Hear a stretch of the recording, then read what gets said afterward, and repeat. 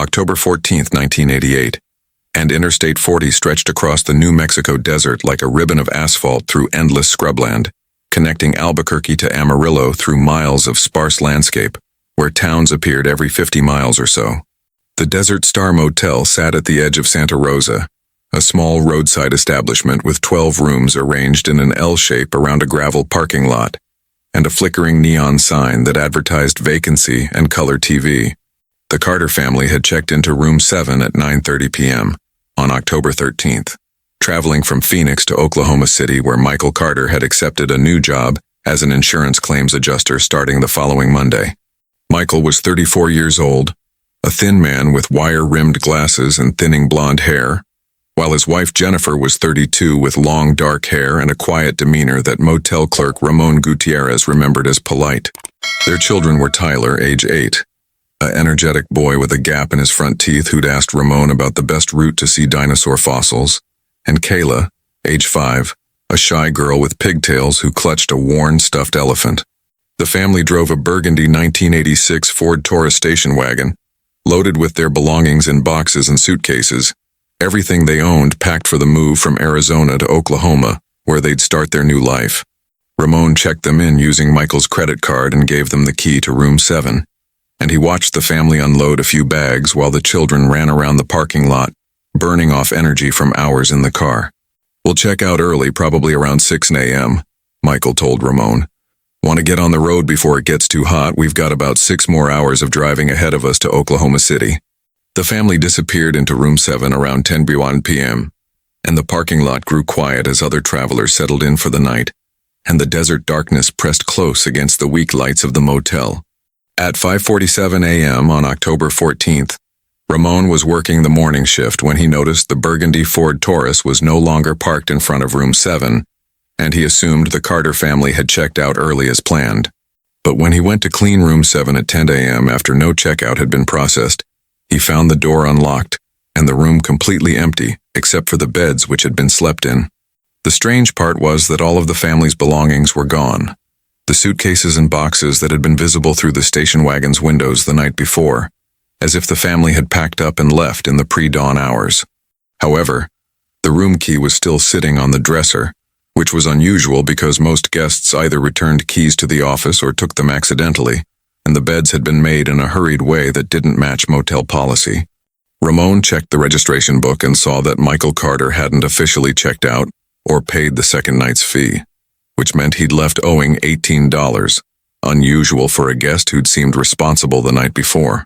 He called the credit card company to run the charge for the unpaid night, and the transaction went through without issue.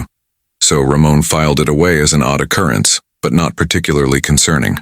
3 days later, on October 17th, Michael Carter's new employer in Oklahoma City called the Santa Rosa Police Department, asking if they'd seen the family, because Michael had never arrived for his first day of work and wasn't answering phone calls. Officer David Martinez drove to the Desert Star Motel to investigate, and Ramon showed him the registration card and explained that the family had apparently left very early on October 14th without officially checking out. "Did you see them leave?" Martinez asked, and Ramon shook his head, saying he'd been in the back office doing paperwork and hadn't heard the car engine or seen them drive away. Martinez checked with other motel guests who'd stayed that night, and a truck driver in room 4 reported hearing a car engine start around 5:30 a.m., which he'd assumed was just another early traveler leaving. Nobody had seen the Carter family actually get into their vehicle or drive away, and there had been no sounds of argument or distress during the night, just the normal quiet of a small roadside motel. The burgundy Ford Taurus station wagon was entered into national databases as a vehicle of interest, and police began the process of trying to locate a family that had seemingly driven away from a New Mexico motel and vanished into the desert. In the span of a few pre-dawn hours while the sun rose over the New Mexico landscape, Michael, Jennifer, Tyler, and Kayla Carter had disappeared along with their packed station wagon and all their worldly possessions. If this mystery has captured your attention, make sure to subscribe for more unsolved cases. Hit that like button and comment where you're watching from or what theories you have about the Carters. Now let's continue the investigation.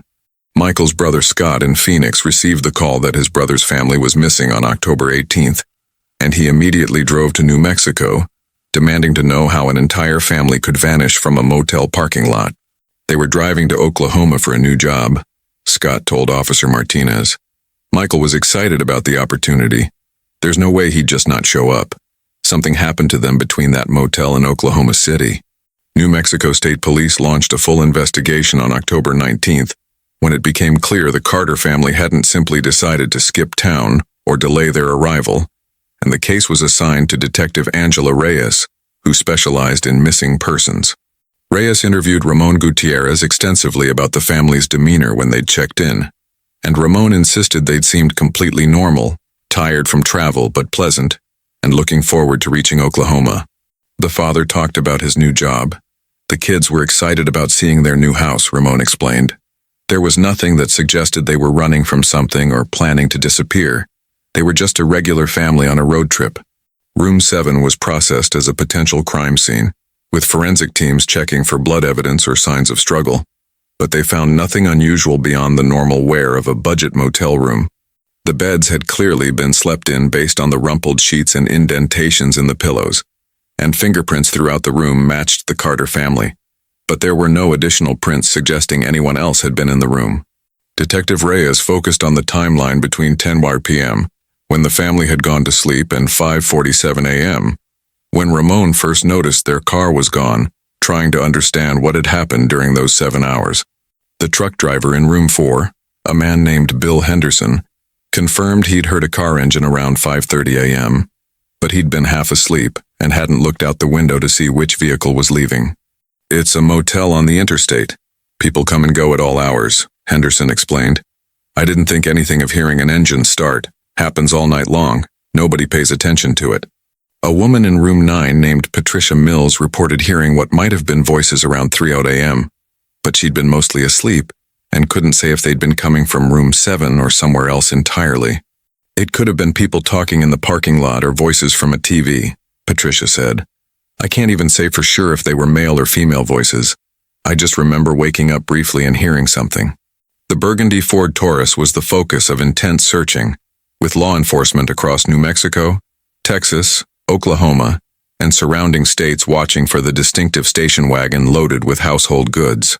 The license plate number Arizona KBM 447 was entered into every database and broadcast to highway patrol units, but days passed without a single confirmed sighting of the vehicle anywhere.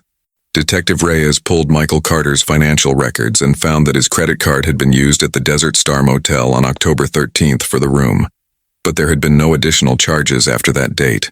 No ATM withdrawals had been made, no gas station purchases, nothing that would indicate the family had continued driving east toward Oklahoma or had stopped anywhere along the route.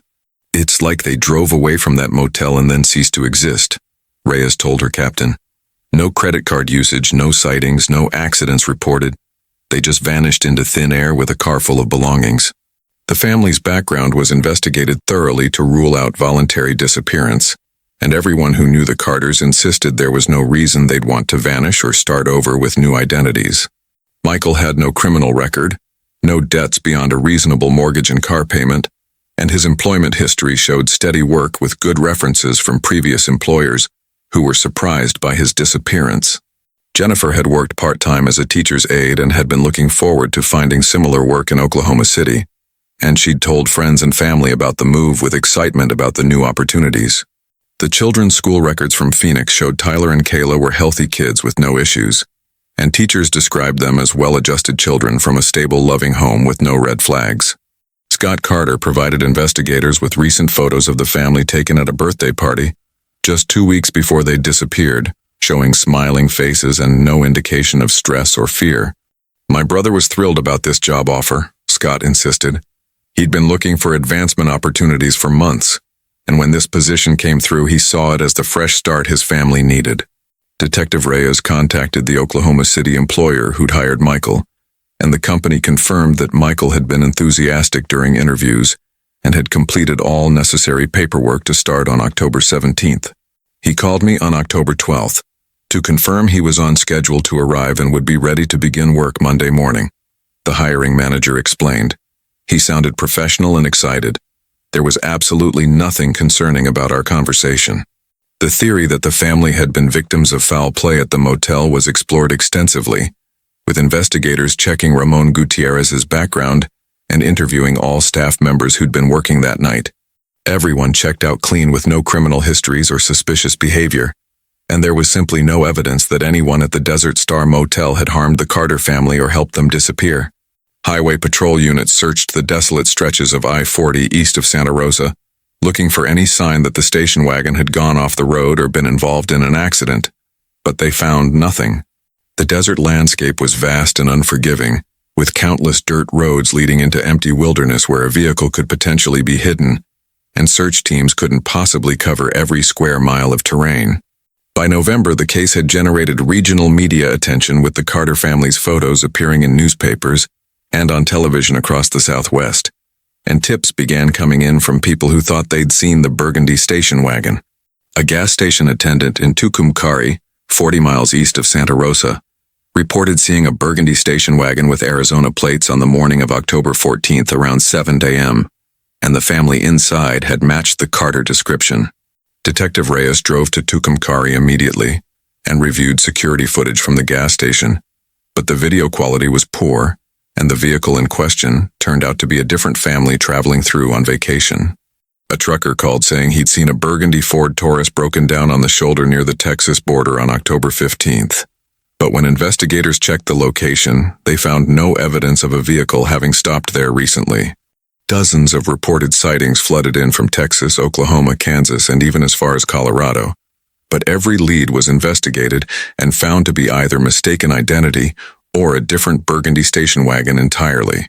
The theory emerged that the Carter family had been targeted by someone at the motel who'd followed them when they left, forcing them off the road somewhere in the empty desert where nobody would witness the crime. But this theory struggled to explain why there was no evidence of forced departure from Room 7, no signs of struggle, and no reports from other motel guests of suspicious people or vehicles in the parking lot that night.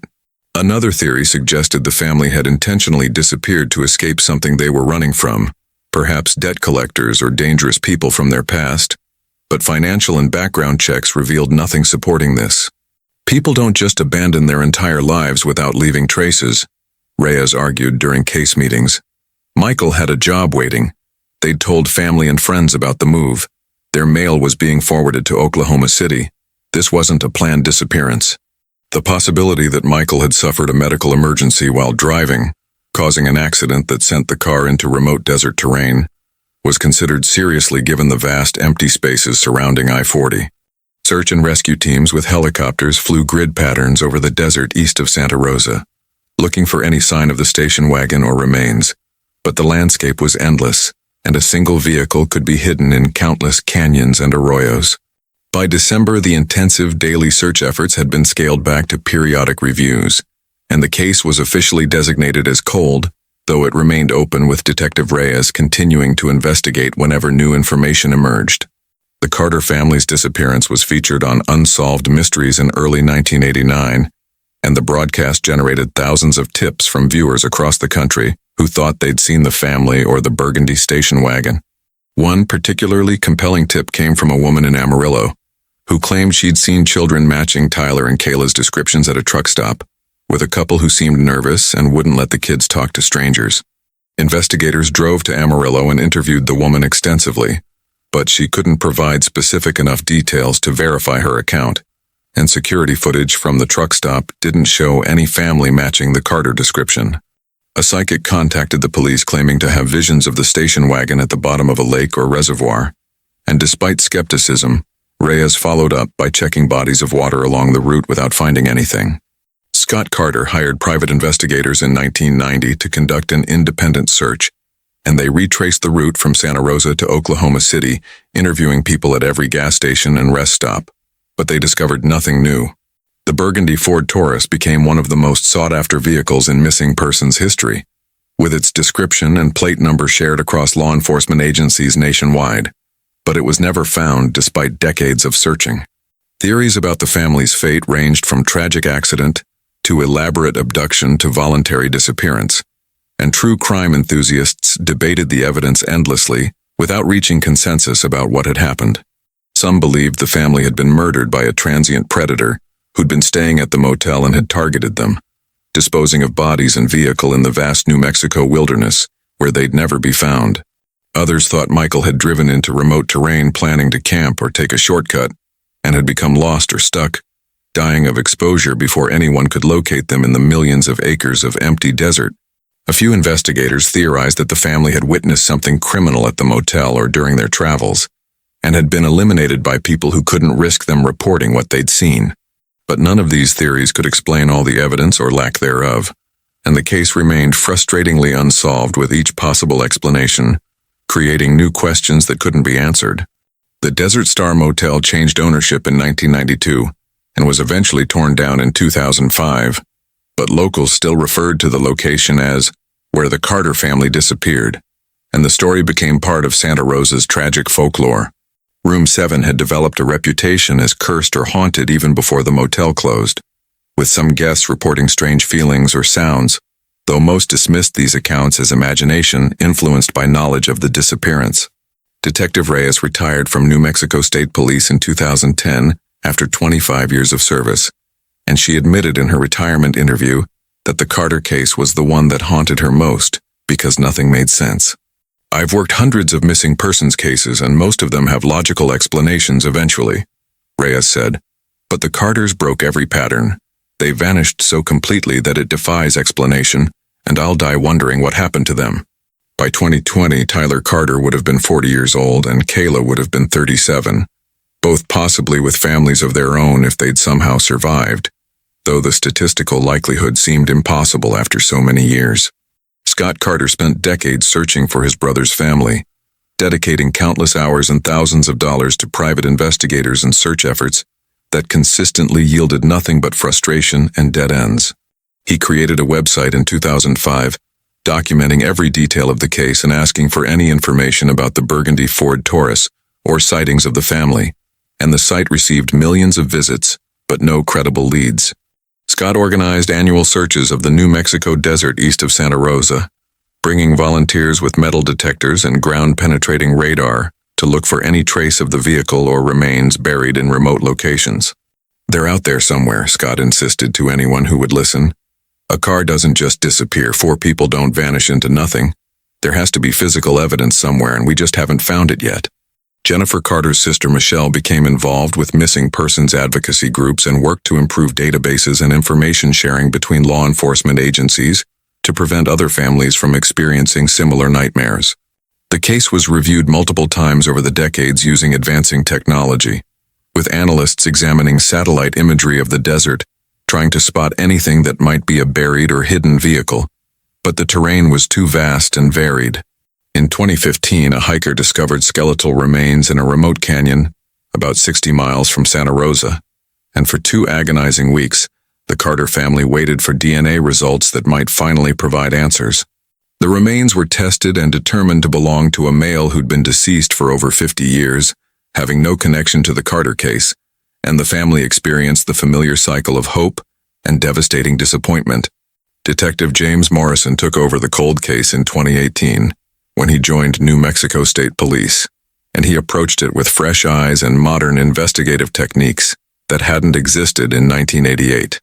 Morrison used advanced mapping software to identify every possible route the Carter family could have taken from the Desert Star Motel, including unmarked dirt roads and old ranch paths that existed in 1988. He interviewed elderly residents who'd lived in the area for decades, asking if anyone remembered seeing a burgundy station wagon on side roads or hearing about abandoned vehicles found on private property. One rancher named Earl Thompson mentioned that he'd seen tire tracks leading into a remote canyon on his property in late 1988, but he'd assumed they were from hunters and hadn't investigated further. Morrison obtained permission to search Thompson's property with cadaver dogs and ground-penetrating radar, spending 3 days combing through rough terrain, looking for any sign of the Carter vehicle or remains. They found remnants of old campfires and rusted beer cans and the bones of cattle that had died naturally, but nothing related to the missing family, and Morrison added it to the list of dead ends. True crime podcasts began featuring the Carter case in the 2010s, analyzing every detail and proposing theories that ranged from plausible to fantastical, and each new episode generated tips that investigators dutifully followed. Some podcasters suggested the family had been abducted by a serial killer who was active in the Southwest during the late 1980s, but attempts to connect the case to known offenders found no evidence supporting the theory. Others proposed that Michael had staged the disappearance to escape debts or a secret past, but 30 years of investigation had revealed absolutely nothing in his background suggesting he'd lived any life other than the one his family and friends knew. The most persistent theory remained that a tragic accident had sent the station wagon into remote terrain, where it had never been found, but the sheer number of searches made this explanation increasingly difficult to accept.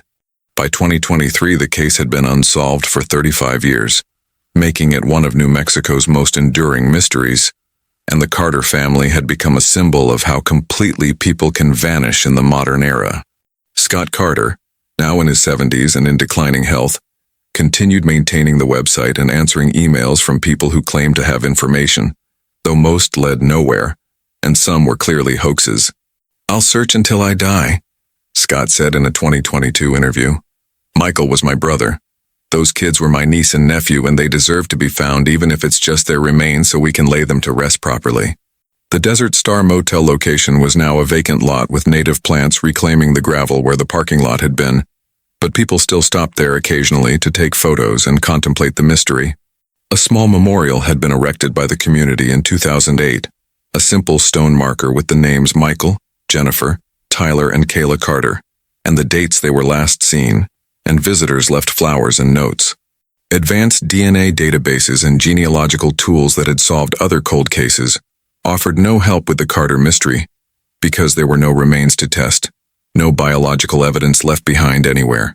The case files had grown to thousands of pages over 3 decades, documenting every tip investigated, every search conducted, every theory explored, and every dead end encountered in the quest for answers. Detective Morrison kept the case active and reviewed it quarterly, always hoping that new technology, or a deathbed confession, or a random discovery, would finally break through the wall of silence surrounding the disappearance. Jennifer's sister Michelle died in 2020 without ever learning what happened to her sister in Nibblings, and she was buried holding photos of the family she'd lost in that New Mexico desert so many years ago. The burgundy Ford Taurus remained on lists of sought vehicles maintained by law enforcement and vehicle recovery specialists, though after 35 years most assumed if it still existed, it had been stripped for parts decades ago. By 2024, the Carter family's disappearance has become one of America's most baffling unsolved mysteries, studied in criminology courses and featured in countless documentaries exploring cases where people vanish so completely it defies logical explanation. The last confirmed sighting of the family remains that October 13th evening in 1988, when they entered Room 7 at the Desert Star Motel, and everything after that moment exists only in theory and speculation, without a single piece of physical evidence. Scott Carter, now 76 and battling cancer, continues to maintain the family website from his home in Phoenix, and he checks it daily for messages even though he knows the likelihood of a breakthrough after 36 years is statistically almost zero. "I had a dream last night that Michael called me," Scott said in a recent interview. "He said they were okay and I shouldn't worry anymore. But then I woke up and remembered that 36 years have passed, and I'll probably never know what happened to them." Detective Morrison retired from New Mexico State Police in 2023, but kept copies of the Carter case file, and he reviews it occasionally hoping that some detail he's read 100 times might suddenly reveal a meaning he'd missed. The case has spawned numerous theories that have evolved with cultural shifts and technological advances, but none have been substantiated with evidence that could lead to definitive answers about the family's fate. Some investigators believe the Carters were victims of foul play by someone who knew the empty desert highways, offered perfect opportunities to make people disappear without witnesses or evidence, but who this person might have been remains unknown. Others think Michael made a navigational error leaving the motel in pre-dawn darkness, perhaps taking a wrong turn onto an unmarked road that led into wilderness, where the vehicle became stuck or crashed in terrain searchers never covered. A few theorists propose more elaborate scenarios involving witness protection relocation or government involvement, but these explanations require believing in conspiracies without supporting evidence and are generally dismissed by investigators. The most statistically likely explanation remains accidental death through vehicle accident or mechanical failure in remote terrain, But 36 years of searching should have located a station wagon and 4 bodies, if this were truly what happened. The New Mexico State Police maintain the case in their cold case unit, and the file is reviewed whenever unidentified remains are discovered or abandoned vehicles are found anywhere in the Southwest region. DNA profiles from Jennifer's sister and Michael's brother remain in databases to be compared against any remains that might be discovered, and these samples are automatically checked when new entries are added to the system. But as of today, more than 36 years after the Carter family drove away from or were taken from the Desert Star Motel, not a single confirmed piece of physical evidence has been found anywhere. The burgundy Ford Taurus with Arizona plates has never been located, despite being one of the most sought vehicles in missing persons history, and how a full-size station wagon loaded with household goods could simply cease to exist remains inexplicable. The case stands as a reminder that even in the modern era with technology and databases and vast law enforcement resources, people can vanish so completely that it's as if they never existed at all. True crime communities on the internet remain fascinated with the Carter disappearance, analyzing every detail of the case and proposing new theories regularly, but online speculation cannot create evidence that doesn't exist. Some amateur investigators have suggested that the family was buried in the motel property itself before it was demolished, but ground-penetrating radar surveys of the vacant lot in 2019 found nothing suggesting human remains. The stretch of Interstate 40 between Santa Rosa and Amarillo continues to be one of the most heavily traveled routes across New Mexico, with thousands of vehicles passing daily, and most drivers have no idea they're traveling the road where a family vanished. Scott Carter has made provisions in his will for the website to remain active after his death, funded through a trust that will maintain it indefinitely, ensuring the family's disappearance isn't forgotten even when no living relatives remain. Someone out there knows something, Scott maintains despite decades without answers. Whether they were involved or they saw something or they discovered evidence they didn't report, someone knows what happened on that highway, and I hope they tell the truth before it's too late. The Desert Star Motel memorial stone sits in the vacant lot surrounded by desert plants, and people still visit occasionally to leave flowers or notes, keeping alive the memory of a family that checked into a motel and never checked out. Tyler would be 44 now, possibly with teenage children of his own, and Kayla would be 41, maybe working as a teacher or nurse or following whatever dreams she'd had as a 5-year-old clutching her stuffed elephant. But these are only imagined futures that exist in the minds of people who remember the missing family, because the reality is that Tyler and Kayla Carter disappeared as children in 1988, and their fates remain unknown. The case reminds us that some mysteries resist all attempts at solution, that sometimes physical evidence simply doesn't exist or has been lost to time and elements, and that families can be left in perpetual limbo without closure. And somewhere in the vast New Mexico desert, or along a lonely highway or in a place no searcher has yet looked, the answer to what happened to the Carter family may still exist, waiting to be discovered. Detective Morrison occasionally drives the route from Santa Rosa toward the Texas border, pulling off at unmarked dirt roads and scanning the landscape with binoculars, still searching after all these years for something everyone else has given up finding. "I can't accept that 4 people in a car full of belongings just vanished," Morrison says. "The laws of physics don't allow it. Matter doesn't cease to exist. They're somewhere, and eventually someone will find them. But until that day comes, if it ever does, the Carter family remains among America's most haunting unsolved mysteries, a case that challenges our understanding of how completely people can disappear and how long unanswered questions can persist." And at the vacant lot where the Desert Star Motel once stood, where a family spent their last known night in room 7, the memorial stone bears silent witness to a mystery that has endured for over 3 decades. The inscription reads simply, "The Carter family, Michael, Jennifer, Tyler, and Kayla, last seen October 14, 1988, gone but never forgotten, may the desert reveal its secrets." And every October 14th, Scott Carter makes the drive from Phoenix to Santa Rosa, standing at that memorial stone and talking to his brother as if Michael might somehow hear him across the years and the vast empty spaces. "I'm still looking, Mike," Scott whispers to the desert wind. "I'll always be looking, and I promise I won't give up until I find you and bring you home." But the desert keeps its secrets, and the mystery of what happened to the Carter family after they left a New Mexico motel in the pre-dawn hours of October 14, 1988, remains unsolved to this day.